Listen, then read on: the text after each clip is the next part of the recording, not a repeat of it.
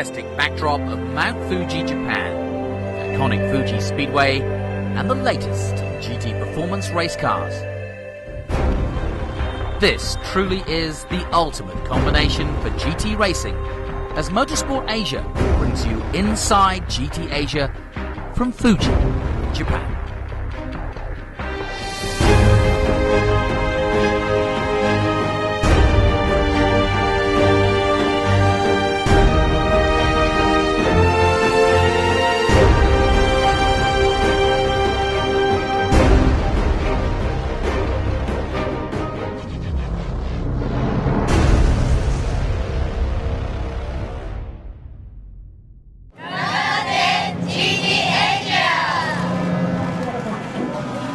With 6 rounds gone in the 2013 GT Asia campaign, there's just 10 points between the top 4 drivers and a lot of racing still to come. But it's pit stops that have caught out several of the teams. They're mandatory in this series, and there are several other nuances that make this series so interesting and competitive. Here's our race director, Paul Yao, to explain more.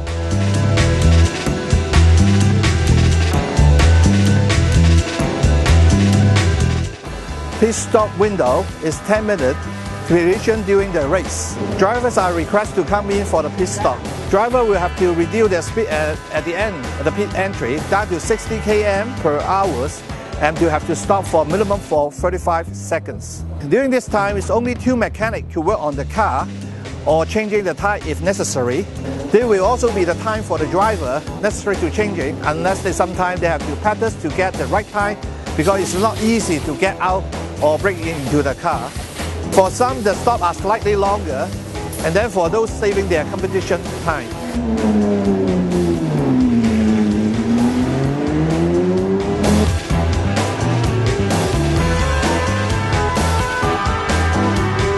Hello everyone, my name is Philip Ma, and today I'd like to explain what is the meaning of balance of performance. Balance of performance is a way to adjust the performance of different cars with varying specifications.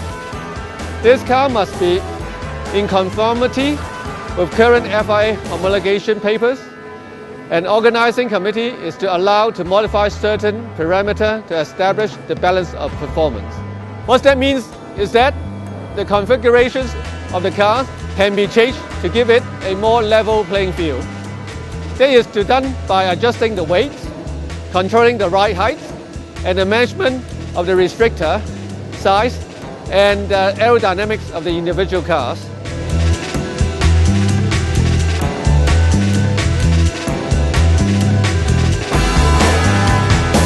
Start procedure. This is a little different in GT Asia series. We do rolling starts for our races. Before the start, we will have a warm-up lap behind the safety car. At the end of that lap, the safety car will go into the pit entry while we will continue to start race finish line, following the grid order which is determined during our qualifying session. As we drive towards to the start-finish line, we will have to wait for the green light or flag. This is when it gets really tricky as all the cars will power up at the same time, making the first turn really tight with all the cars bunched up together. We have to be careful not to dunk into one another and yet still try to get into the best position ahead. Our starts have to be really good to be able to overtake, especially with some great drivers in the series like me.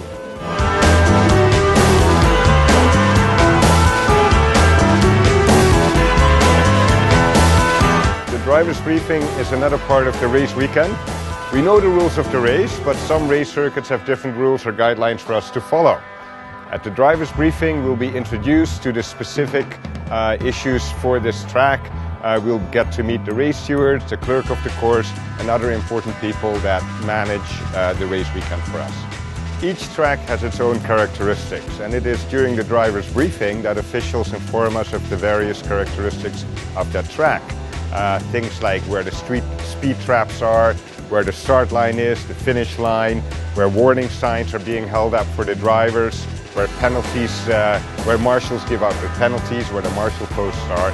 So these are the things that we learn during the driver's briefing. Other small items are regulation changes, areas where we take a stop and go penalty if we get penalized. So these are all the different issues that we learn during the driver's briefing, and ultimately it's a refresher for the drivers and the racers to make sure that the rules and regulations are adhered to and that the event is safe and enjoyable for all the racers. I hope you enjoy it.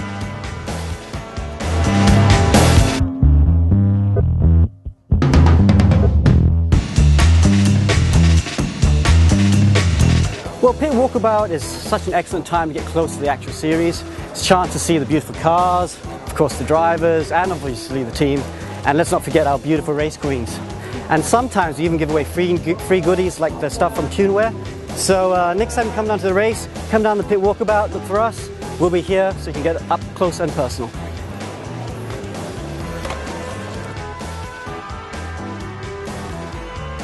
And that's exactly the ethos of GT Asia, involving the fans in motor racing. Getting up close, getting a chance to see and hear the ultimate racing cars in the sport.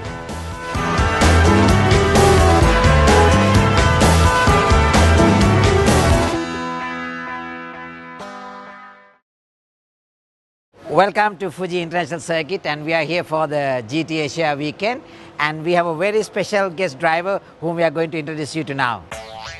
Representing Dijon Racing in the number 48 Corvette is a man who really is something quite special in the world of motor racing cars. This Japanese superstar does it without the use of his legs. Former MotoGP star from Japan, Takuma Aoki. So this Takuma Aoki-san, because he was a very famous rider, and in his best position was in 1997 in GP 500. He finished 5th in the World Championship ranking. それから事故あったのは何年前ですか？1998年の2月。And he had a very bad accident in 1998, so after that he was handicapped. And then he was still, he was really wanted to get into racing, and 10 years ago he started racing cars because he couldn't stay away from racing. ライセンスがすごく日本では難しくて、それでちょっと15年という歳月がかかっちゃったっていうのがそうですよね。He started from rallying, and then it was very difficult for him to get the International C license because the regulations and because he's handicapped. But it took him 15 years, and finally he got his International C license, and this is his first debut race in international racing with the Corvette.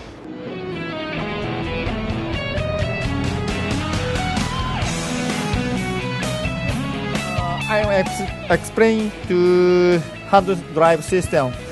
And this is acceleration is like that. So down is axle. Then brake is push and push, just like that. Then, so when I go clutch, it's like that. Hand, and when I started go and whoa, whoa, whoa, whoa, whoa, whoa, whoa, whoa. Boom, boom, boom, just like that. So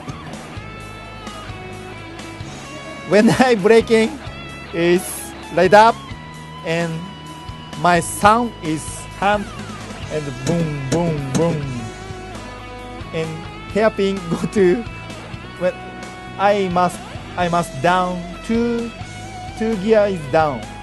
So acceleration boom. Boom, boom, boom. You might think that the driver changeovers would slow down this team. They've got it down pat and are one of the contenders for the overall championship this year.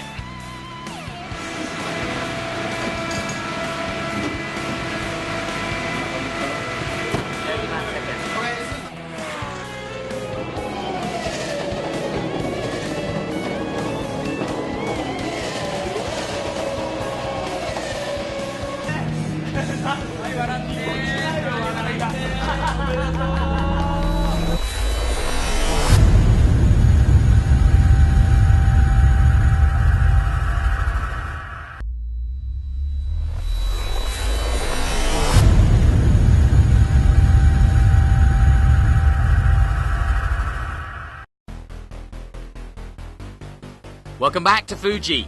The number 7 Audi R8 LMS Ultra, driven by the two Lees, Jeffrey Lee, and one of Asia's most successful and talented single-seater and sports car drivers, Marchie Lee of Hong Kong. He now introduces us to the rest of his Audi lineup. As Fuji, that we are very famous in the Fuji Mountain, and I think it's fantastic when the atmosphere here is very good, and the track is extremely quick in the first part of the circuit. Then the last part is extremely slow and tight corner. So I like the circuit because they have different kind of corners. That makes a big challenge for the driver. And Alex is a very good driver, ex-Formula 1 driver, very good on data, very good on the thinking. And Frankie is, he racing a lot of things, Formula 3, DTM, A1, they achieve, like a lot of history of experience of different car. For me, yeah, I race a long time, yeah, and I don't like data at all. But I'm doing a good job, I'm using that what I'm supposed to use. And yeah, we fit all together as a personnel as well as a teammate. Of course, come here, we also battle each other. But, the main point is to win with Audi. Within motor racing circles, not just in Asia but around the world, many believe that Marchie Lee could have been China's first Formula 1 star, but it just didn't happen. Money was one problem, but there are other reasons, as Marchie explains. After I win the Formula BMW Championship, there's been a lot of going on, a lot of rumors and a lot of, I can say, it's wrong decision on my motorsport. It's nothing I can do with my performance. Because motorsport, as you understand, is a lot of politics and a lot of sponsoring, and I'm just too lazy and to find sponsor because riches they don't understand motorsport. That is the very, very true story, and people will appreciate, they will come sponsor, and then also the bad economy in Asia that few years ago has really crashed me hard. But nothing is the performance, because I know myself, I know what I can do, I know where my talent is. So, I just have to waiting for my partner to pick me up and use me in the proper way, as like Audi. Because I'm really thankful for Audi, take me as a family, and I have so many opportunities to show myself to people that what I can do. And this is a very good point. The atmosphere in the Audi team is a good balance. Audi are one of the most successful marques in racing and are deadly serious about winning, but the team remains relaxed in its pursuit of glory. So motorsport for me is my life, because I racing karting when I started at 9 years old. And motorsport for me, it's not only a competition or speed, or just whole bunch of guys racing the weekend. No, for me it's my life, because I know many people in common. I can travel a lot in the world. I live in France for a few years, Japan 1 year, and you meet people with the same hobby. Yeah, then become a professional driver, especially for Audi, which is like a dream come true, because they treat you professional, they treat you as a family, and that's you feel that racing is different kind of things. It's not only speed. After I'm married, my career is getting picked up. My speed is getting picked up quite a big time. And married to me is a support. My wife supports my sport, and my kids as well. Number 7 is a lucky number in China, so watch out for Audi's Marchie Lee as he plans to take the R8 right to the top in 2013 and is already in contention for the title.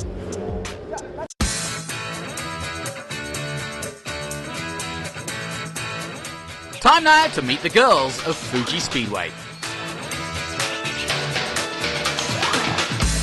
黒沢絵里です。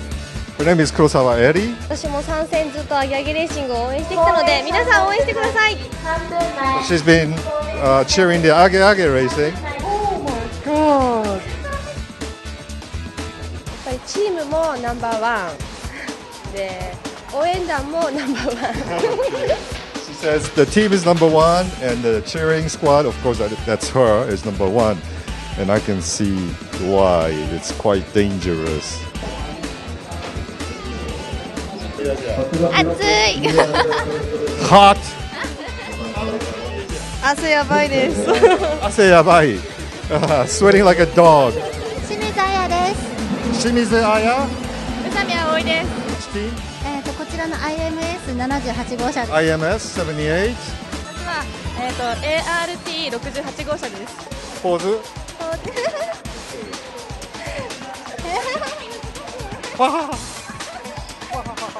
ちょっと派手でもいいよ。Oh my God! にほー。I'm Japanese. What's your name? ルイキサラギ。高級な車がいっぱいあって面白いです。I asked her how GTH is. She said expensive cars. What's your name? かな長岡。Her name is Kana Nagaoka. Says number one me. Okay. Good. Thank you very much. Thank you very much. Thank you very much. But yeah, dancing is great. もういいよ。Dancing.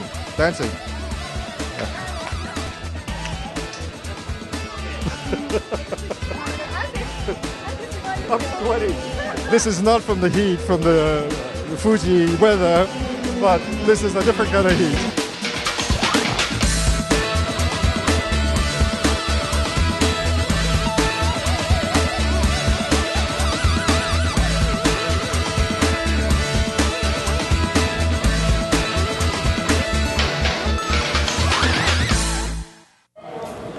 Watch out, my little tiger.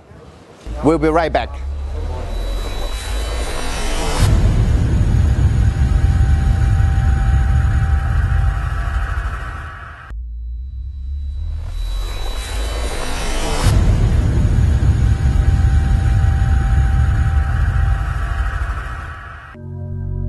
Welcome back to Fuji International Speedway as we turn now to take a look at the action from rounds 5 and 6. And as they headed out for the first of 2 qualifying sessions, conditions were perfect. Fuji is a tricky circuit to learn, but for most of the drivers, they've raced here before and there's plenty of data to draw on. No question that pole position would be hard fought again for both qualifying sessions, one for round 5 and one for round 6. The Aston Martins, as always, quick with Stefan Muka at 1:41 to take the pole in the first session. P2 going to Hamaguchi and Clearwater Racing for the McLaren. On to qualifying 2. And again, perfect conditions. Great to see Darrell O'Young back in Asia as he has a quick chat with the factory Aston Martin driver from Germany, Stefan Muka. Akira Lida coming into the championship, Japanese star, doing a time 1:41.8 in the number 91. Really has taken the Fuji Speedway by storm. Mok Wen-sun, P2 at 1:42.3, slightly slower than McLaren. And the 007 right up there in 3rd place, Frank Yu.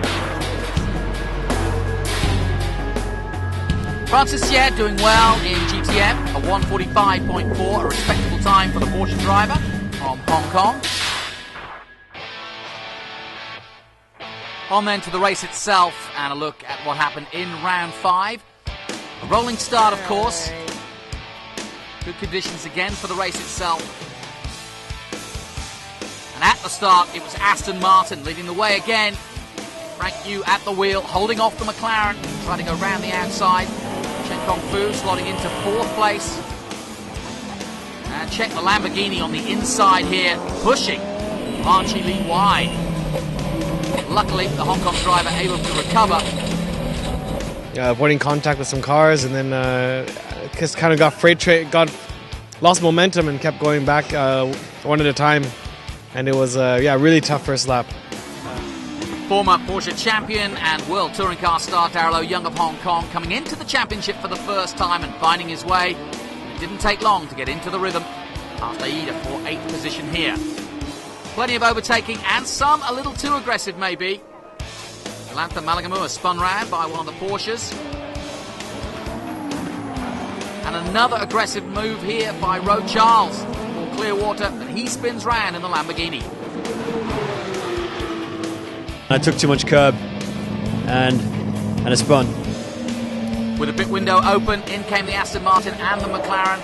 A lot of the GT3s choosing to avoid the traffic that was still out there. You know, the Cup car is so fast on the straight, so very difficult to overtake, so losing a little bit time on overtake slow cars.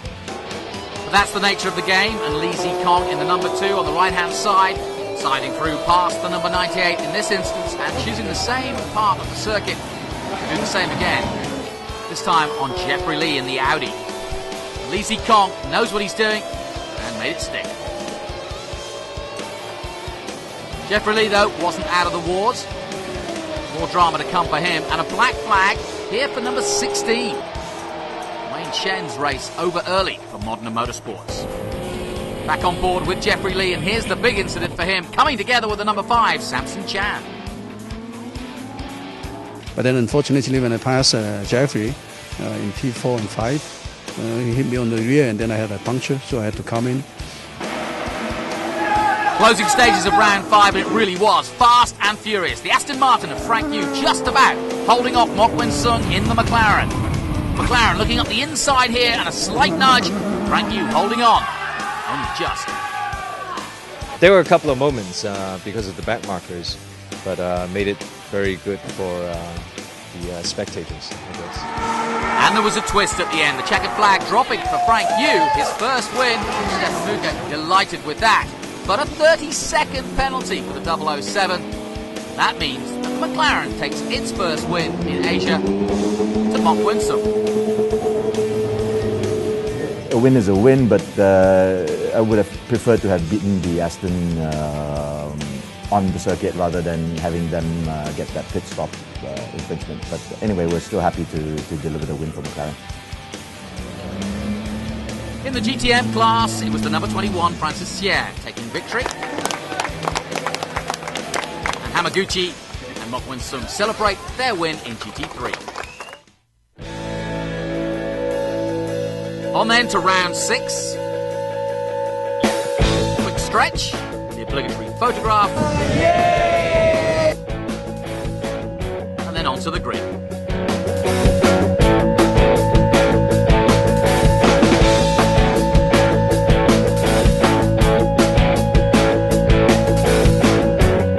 Second race of the weekend, always a little bit more competitive. No exception once again. Round 6 starting off, Aston Martin right in the centre. Good start by the Audis and the McLaren on the outside as they head to the right-hander. Very tight start indeed. Look at this, 3 abreast into the first corner. Lee Zikong's view obscured by both dust and 3 cars. Plenty of overtaking in the early stages. I could have stayed in that position, but I didn't want any big accident to happen, so to him. So I gave him room and he passed, and while doing that, the Porsche got me as well. So it was all right. Good advice, but you've got to get it right. This one not going to plan. As Philip Ma and Tangguh Haman come together, everybody else has to take avoiding action. Fortunately, one of the Ferraris spinning out in the background. Naru from Japan losing out. Out came the safety car with debris on the track. But for some, the race was over. Today was a very disappointing day. Tire blew up right before the braking point of first corner.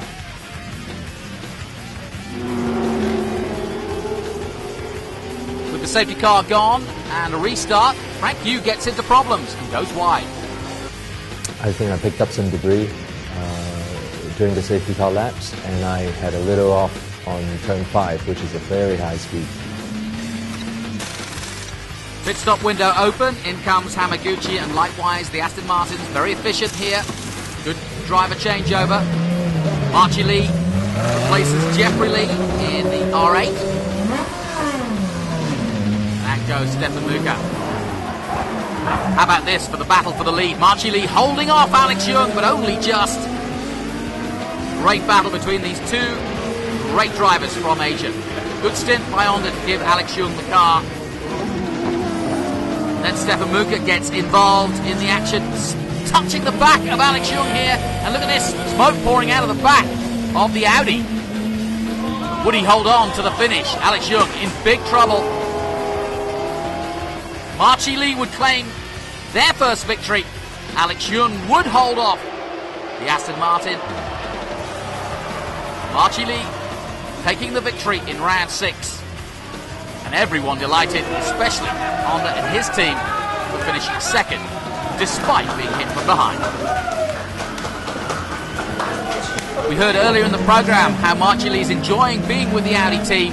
Now he's brought them to victory. Finally, we've done a job. I have to thank you for, Audi. Thank you for GT Asia, which is making the race improving. A well-deserved victory then for Marchi Li and his teammate Jeffrey Lee, the Team Audi R8 LMS Ultra, climbing up the board in the championship after 6 rounds. In GTM, Wayne Shen, recovering from that black flag in round 5, wins for round 6. And overall then, in the Drivers' Championship, Stefan Muka still leads with 91 points, just a couple of points ahead of his teammate Frank Yu. Then Mok Wen Sung in 3rd, Lee Zikong in 4th place with 81 points. And then comes Hamaguchi in 5th place ahead of Tanku Hama. In the Teams' Championship, Clearwater Racing have 139 points. Team R8 LMS Ultra now moved to 2nd place with 125, ahead of Craft Racing, who dropped to 3rd. Asia Racing Team still in 4th place, ahead of HH. Great action then from the Fuji International Speedway. Round 5 and 6, throwing up excellent drama as we end our Japanese tour. Next it's on to Sepang in Malaysia, to the Formula 1 circuit, where once again these wonderful and stunning GT cars will be on display for rounds 7 and 8. Till then, from me, Jonathan Green, goodbye for now.